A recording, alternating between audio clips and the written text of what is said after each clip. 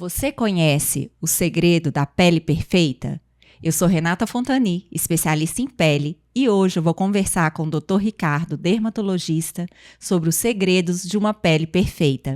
Então, Ricardo, para quem quer ter uma pele perfeita, o que a gente deve fazer? Renata, as pessoas sempre perguntam isso, né? Doutor Ricardo, o que a gente faz para ter uma pele bonita? O que eu faço para ter uma beleza a mais, né?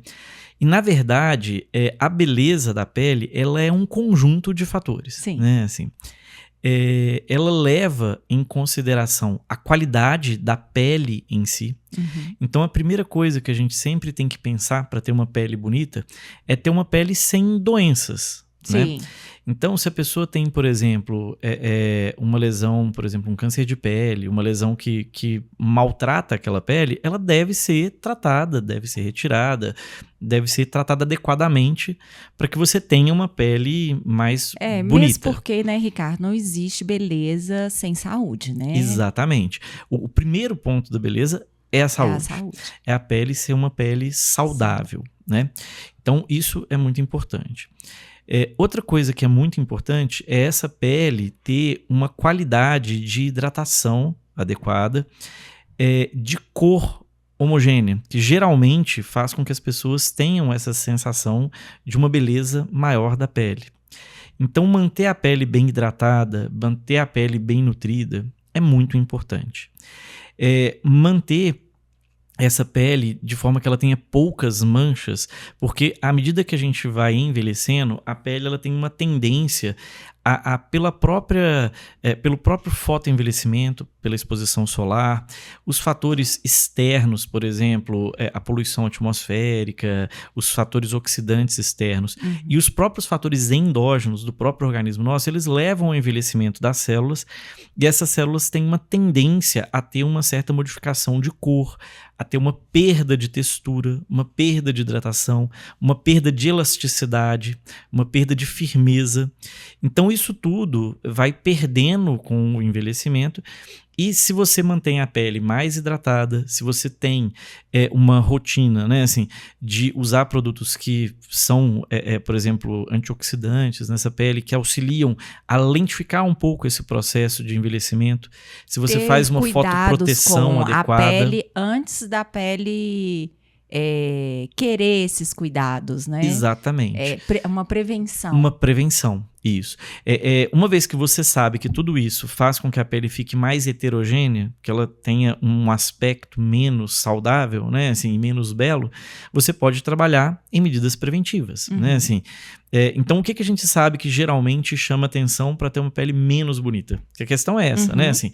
Então, geralmente, cor muito heterogênea dá um aspecto menos belo. Então, por exemplo, você usar um protetor solar para evitar que surjam manchas de melanose solar, por exemplo, ajuda. Você usar, às vezes, algum clareador ou algum produto que homogeniza mais a cor da pele, né? Assim, independente do tom de pele. O que eu falo aqui não é o tom de pele. A gente tem pessoas que são muito branquinhas, que têm uma pele lisa. Da pele. Exatamente. As irregularidades de tom de pele, né? Assim, de coloração, que são os que chamam atenção. Então você pode usar produtos, por exemplo, que auxiliam a ter menos mancha, né? Assim, que levam a uma lentificação desse processo, por exemplo, de fotoenvelhecimento. Você ter uma rotina de cuidados, de limpeza adequada da pele para tirar toda essa poluição ambiental que todos os dias entra em contato com a sua pele. A pele, ela é a primeira barreira do nosso corpo em relação ao meio externo, né? Então ela nos protege de tudo que vem de fora, seja um micro-organismo agressor, por exemplo, um vírus, uma bactéria que ela vai barrar, seja a própria poluição ambiental, né? Assim, então você ter uma rotina de limpeza adequada, você manter uma hidratação adequada dessa pele, isso tudo ajuda a ter uma pele mais bonita, mais saudável. E quando a gente pensa em rosto, né, assim, além da textura da pele, vamos dizer assim, você tem outros elementos que ajudam a gente a pensar numa pessoa mais ou menos bela, ou que tem uma face, um aspecto mais preservado, né? Então, por exemplo, você ter volumes que são proporcionais no rosto, isso faz com que você tenha uma beleza a mais. No passado, a gente tinha uma tendência a pensar que as pessoas que têm um rosto um pouco mais simétrico, elas são classificadas como pessoas mais belas, né? Sim, Assim. sim. E isso foi uma coisa muito falada durante muitos anos, né? Hoje a gente sabe que a pessoa que é extremamente simétrica, ela causa uma certa estranheza, na verdade. Né? Assim, a gente vê que a pessoa, se ela é simétrica demais, ela também é um pouco estranho, porque ela foge um pouco daquele que é o padrão natural. Então, a pessoa querendo ficar mais bonita, mais bela, querer ficar com um lado muito igual, isso pode não dar certo. Não dá certo. Isso tem limites. Os rostos muito assimétricos, eles tendem a ser classificados como menos belos. Né? Assim, então, grandes assimetrias, elas chamam atenção para o menos belo. Mas uma assimetria discreta, ela dá um ar de mais natural àquela pessoa. E ela causa menos estranheza aos nossos olhos do que uma pessoa 100% simétrica. Tem um trabalho, né? Tem uma publicação grande, tem um artigo grande que eles fizeram exatamente isso. Eles apresentam uma série de fotos, onde você tem a foto da pessoa igual ela é, você tem a foto da pessoa espelhada o lado direito, como se fosse ela com dois lados direitos, tem ela espelhada o lado esquerdo, como se fossem dois lados esquerdos. E é um estudo populacional grande, multicêntrico em vários países, e eles pedem para várias pessoas para mostrar qual rosto a pessoa acha como um rosto mais atraente. Na verdade, a palavra lá é atraente, não é belo, né? Assim, e por incrível que pareça, os rostos mais naturais são classificados como mais atraentes do que os rostos que são exatamente simétricos. É interessante, até para quem fica nesse detalhe, né? Exatamente. Às vezes o cliente fica num detalhe, minha sobrancelha é um pouquinho mais baixa que a outra, meu nariz é um pouquinho mais torto um lado que o outro. Sim. E não é isso que vai deixar ele mais bonito. Né? Não é, né, assim, e isso é interessante mesmo, né, assim, é lógico que, por exemplo, tem algumas pessoas, eu falo que a pessoa tem que tomar até um pouco de cuidado com isso, porque às vezes a pessoa cria como se fosse um foco neurótico, né, assim, a pessoa é linda, ela é super bela, mas às vezes ela encasqueta que, eu queria o meu nariz um pouquinho mais empinado do que aquilo. Beleza, mas às vezes a pessoa já tem uma beleza tão grande, né, assim, que nem precisava daquilo, né, assim. Talvez o nariz não vai fazer uma grande diferença. Uma grande diferença, né? Ou às vezes um pequeno detalhe de um lado em relação ao outro, que ela nota uma pequena assimetria, porque dá um ar de naturalidade.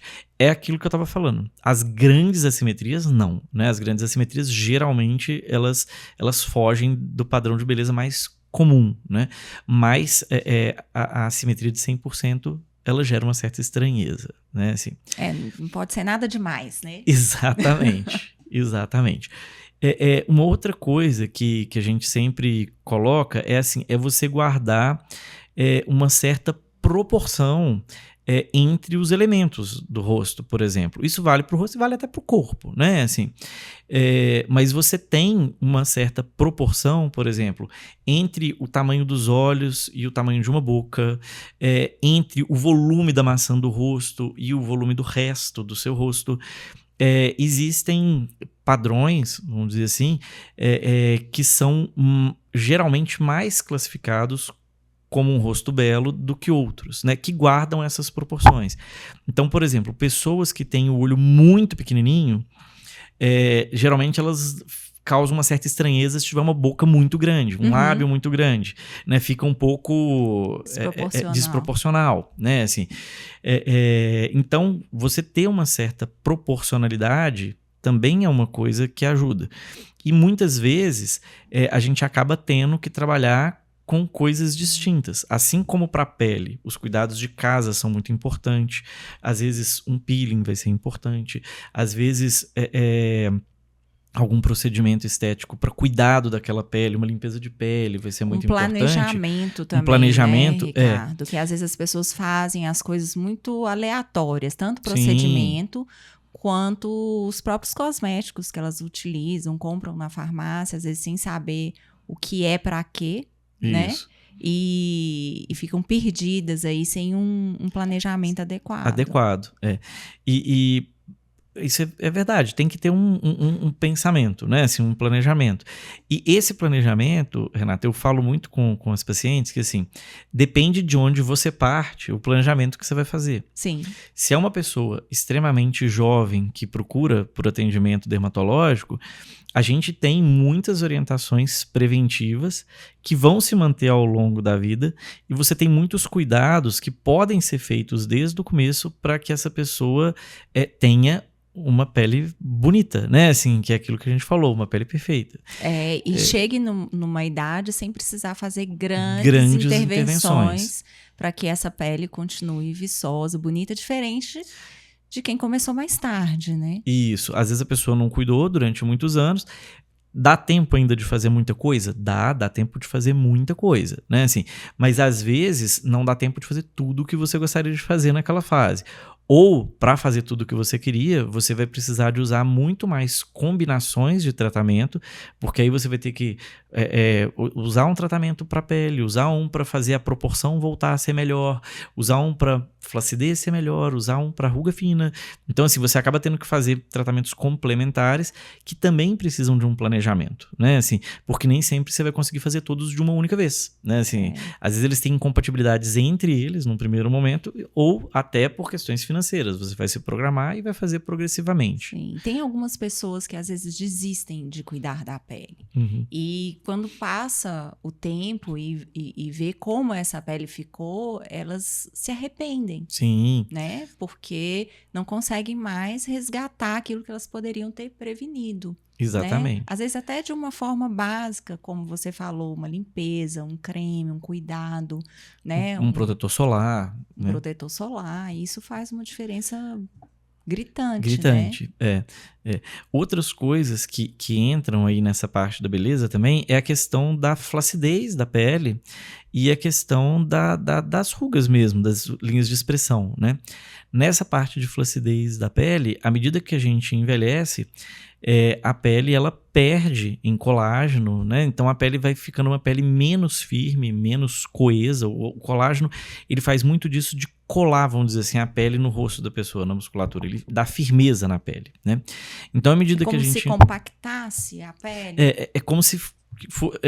É estranho falar isso, mas como se fosse um esqueleto da pele, não um esqueleto osso, mas é aquilo que dá sustentação, aquilo que firma, que dá, que molda, que dá formato na pele, né? Assim, por mais que ela seja maleável, a pele ela não é toda flácida, ela é no lugar, né? Assim, então o que dá essa estruturação é muito disso do colágeno, né?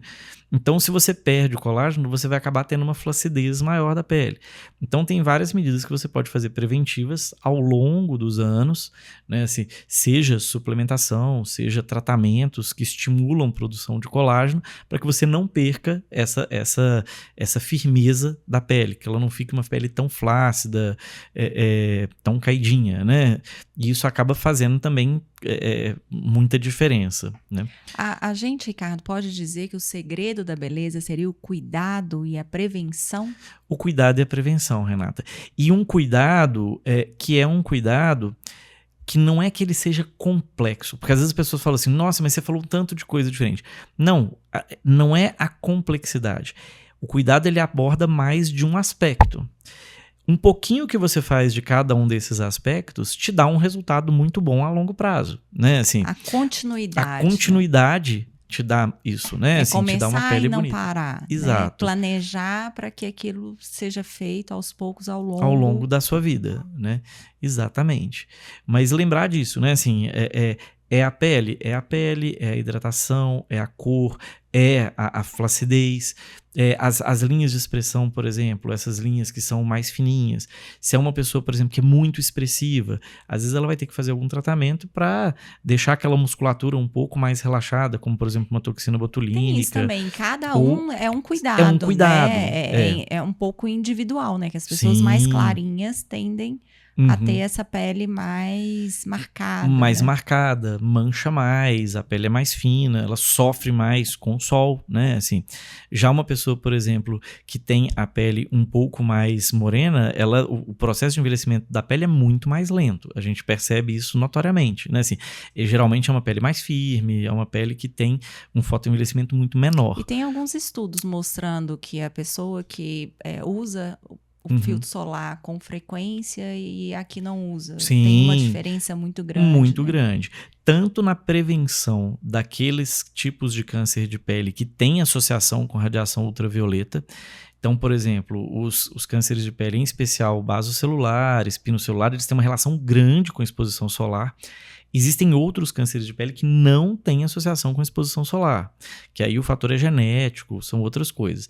Mas tem alguns que têm uma associação grande com radiação ultravioleta, então para esse surgimento, por exemplo, dessas lesões, o protetor solar faz muita diferença. E para fotoenvelhecimento, não é nem o UVB, né? Não é nem o ultravioleta B. A própria radiação ultravioleta A também leva a fotoenvelhecimento. Então, o uso do protetor solar, ele acaba lentificando esse processo, né, de fotoenvelhecimento, que é muito importante, em especial para as pessoas que têm a pele mais clarinha. A própria melanina protege um pouco contra o fotoenvelhecimento. Então, as pessoas que são mais morenas, elas têm esse fotoenvelhecimento um pouco mais lento. Essa proteção natural. E aí, o envelhecimento, né? A pessoa mais morena costuma ter um envelhecimento mais lento. Mais lento. Pele. Por outro lado, elas têm a pele um pouco mais seca, geralmente, do que a pessoa de pele mais branquinha.